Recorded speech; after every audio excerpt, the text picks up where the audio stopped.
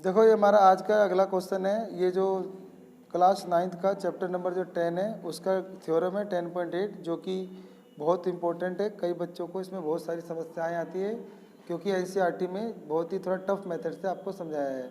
तो यहाँ पे हम आपको बहुत ही सिंपल मेथड से इसको सोल्व करना सिखाएंगे। ऐसे भी सोल्व करने से आपके बिल्कुल मार्क्स नहीं कटेंगे एग्जाम में। तो मैं करके दिखाता हूँ।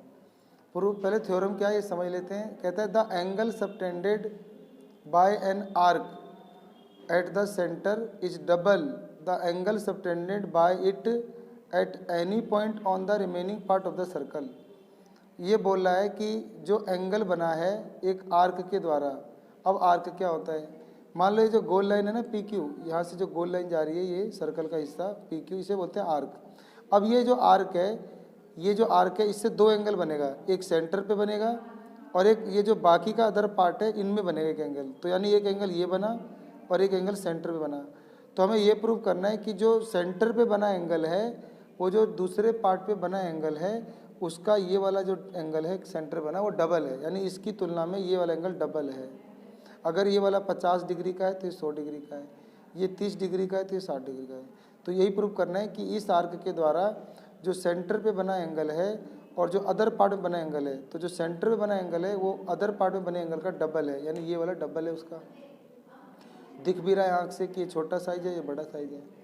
तो ये क्या कह रहा है, the angle subtended by an arc at the centre is double the angle subtended by it at any point on remaining part of the circle. तो अब हमने ये बना लिया, मान लिया कि ये मेरा आर्क है पी क्यू। तो यहाँ पे लेट कर लेंगे। अब तो लिखेंगे लेट अब लिख देंगे let an arc P Q. ये जो आर्क है पी क्यू इसे हिंदी में चाप कहते हैं। तो arc P Q of a circle, एक सर्कल का जो आर्क है पी क्यू सबटेंडेड या सबटेंडिंग लिख दो, सबटेंडिंग एंगल। अब ये एंगल बना रहा है ये वाला P O Q and at the centre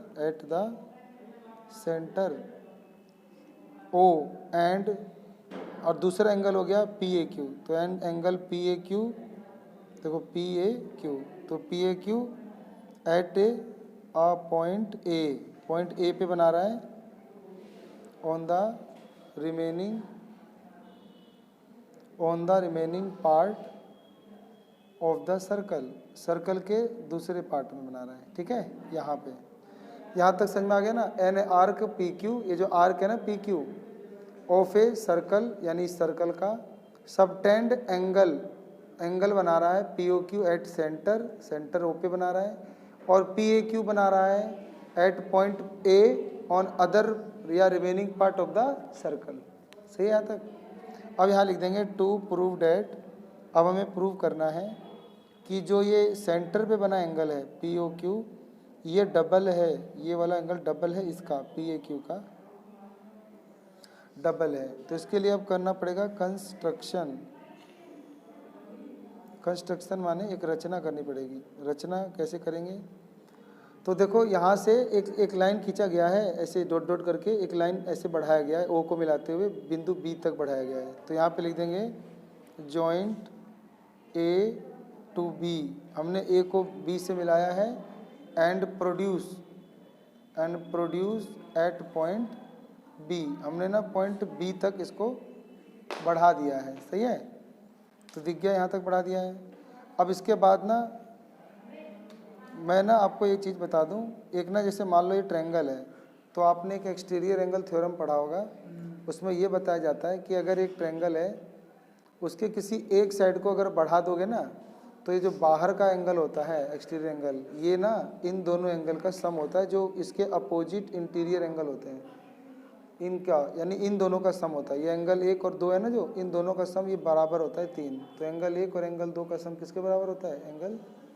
तो यहाँ पर भी ना आपको ऐसा ही एक ट्रायंगल दिखेगा, ये वाला पी ओ ए में देखो ये वाली साइड को आगे तक बढ़ाया है ना, तो ये वाला जो एंगल होगा ना एंगल 3, ये वाला, ये एंगल 1 और एंगल 2 के बराबर होगा। सही है, ऐसी फिर ये वाला भी ट्रायंगल दिख रहा है, तो ये वाला जो एंगल मान लो 6 है, ये इन दोनों का जोड़ होगा 4 और इसको 5 मान लिया गया। ठीक है, दोबारा सुन लो, ये जो बाहर वाला एंगल होता है ये इन दोनों का सम होता है। तो ऐसे ही ये वाला अगर ध्यान से देखोगे तो ये भी एक ट्रायंगल है और ये हमने साइड को बढ़ाया है। तो जो बाहर का एंगल है 3, ये इन दोनों का सम होगा। ऐसे ये बाहर का जो 6 है वो इन दोनों का सम होगा। ठीक है। अब इससे पहले एक ट्रायंगल ले लेंगे इधर वाला AOP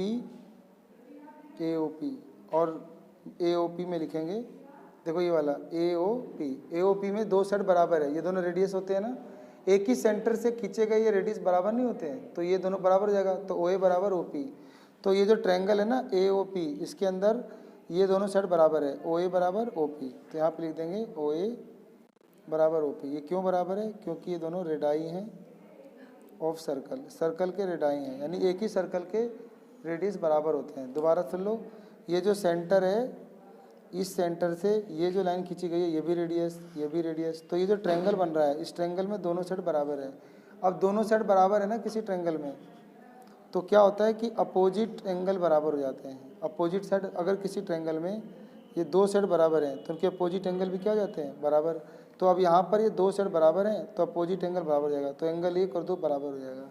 तो मैं लिख दूंगा opposite angle of equal side of a triangle are equal, यानी एक त्रिभुज के सम्मुख एक त्रिभुज की बराबर भुजाओं के सम्मुख कोण बराबर होते हैं। तो एंगल 1 वाला एंगल 2 के बराबर हो जाएगा, इक्वेशन फर्स्ट। ऐसे ही अब ये वाला ट्रायंगल लेंगे ना इधर वाला AOQ में, तो इसके अंदर भी ये रेडियस बराबर है, OA बराबर OQ है। तो जब ये ट्रायंगल है तो इसकी दो साइड बराबर हो गया, तो अपोजिट एंगल भी क्या हो जाएंगे? बराबर। तो 5 और 4 बराबर हो जाएंगे। तो यहाँ पे वही लिख देंगे इन ट्रायंगल AOQ। तो AOQ में क्या हो जाएगा कि OA बराबर में OQ, ये दोनों बराबर हो जाएंगे क्योंकि ये दोनों भी क्या है? रेडाई ऑफ सर्कल है।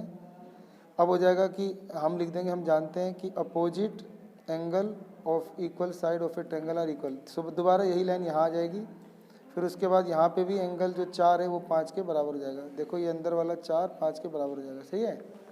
अब यहाँ पे इक्वेशन 2 मान लेंगे। अब मैंने अभी आपको एक थ्योरम बताई थी कि एक त्रिभुज में जो बाहर का एंगल होता है वो ये जो दोनों इंटीरियर एंगल है ना अपोजिट वाले, इनके दोनों का सम होता है। तो यहाँ पे लिख देंगे नाउ इन ट्रायंगल AOP। अब AOP में क्या लगाओगे? Using exterior angle theorem. इसे हम एक्सटीरियर एंगल थ्योरम बोलते हैं, इसको बाह्य कोण प्रमेय कहते हैं।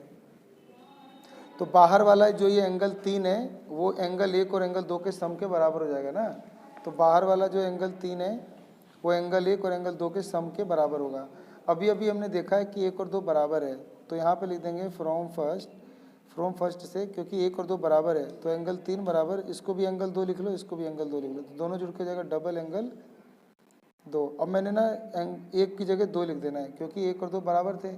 अब 1 की जगह 2 क्यों लिखा? क्योंकि मुझे ये प्रूव करना है कि ये वाला एंगल का ये वाला डबल है, तो इसीलिए अभी ये 2 है सामने और ये सामने 3 है, तो इसीलिए इन्हीं की जरूरत है, बगल वाली जरूरत नहीं है, तो इसीलिए 2 को लिखना पड़ा।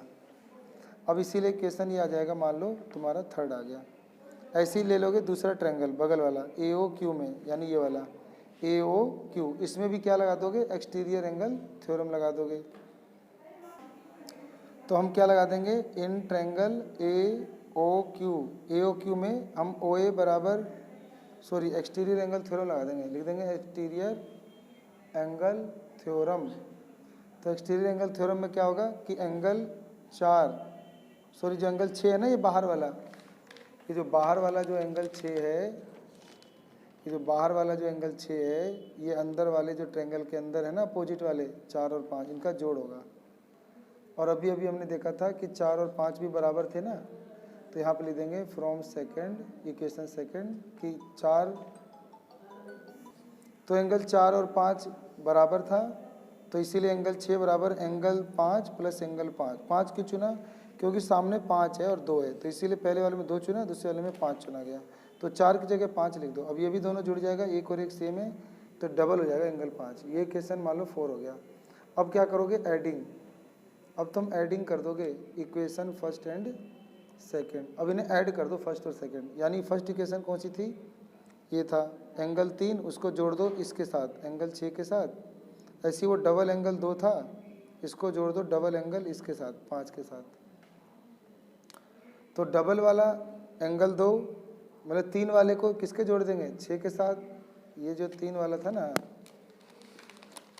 ये वाला जो 3 था इसको जोड़ देंगे इधर 6 के साथ। ऐसे ही इधर वाला जो डबल एंगल 2 था इसको जोड़ देंगे इधर डबल एंगल 5 के साथ। तो अब क्या हो जाएगा कि 3 यहाँ पे लिखेंगे एडिंग थर्ड एंड फोर्थ। अब 3 और 6 को जोड़ेंगे, तो यहाँ पे अब चित्र में देखो और 3 और 6 को जोड़ो। तो अब ध्यान से देखो, अगर मैं इस 3 को इस 6 के साथ जोड़ूंगा तो दोनों एंगल जुड़ के बड़ा एंगल बन जाएगा जिसका नाम है POQ।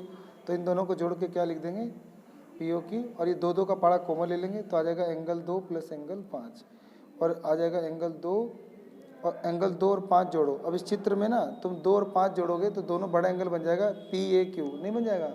इन दोनों को जोड़ेगा तो ये बनेगा ना PAQ, तो इसकी जगह लिख देंगे एंगल PAQ। तो यही प्रूव करना था हमें कि जो सेंटर पे बना कोण है POQ वो डबल है जो अदर पार्ट में बना था। तो ये आपका क्या हो गया, प्रूव्ड हो गया। तो लिख देंगे एग्जाम में हैंस इस प्रकार। फिर ये पूरी लाइन लिखनी पड़ती है, बच्चे छोड़ देते हैं। Hence the angle subtended by an arc at the centre is double the angle subtended by it at any point on the remaining part of the circle. ये पूरा आपको एग्जाम में लिख के आना है, सही है।